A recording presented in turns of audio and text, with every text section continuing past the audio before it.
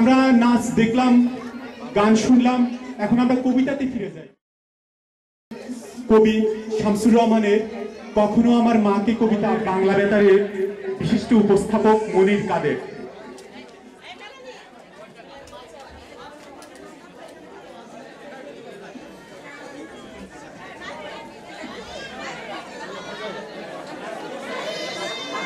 কখনো আমার মাকে কোনো গান গাইতে শুনিনি।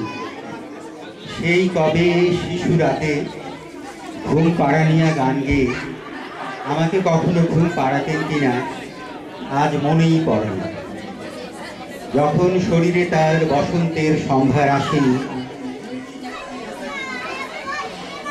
যখন ছিলেন তিনি আম কুড়িয়ে বেড়ানো বয়সের কাছাকাছি, হয়তো তখনও কোনো গান লতিয়ে ওঠেনি মেরে মেরে দুপুরে সন্ধ্যায় পাছে গুরুজনদের কানে যায়।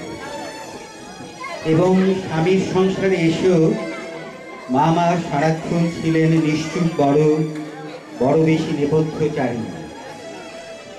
যতদূর জানা আছে টপ্পাকি খেয়াল তাকে করেনি দখল কোনোদিন।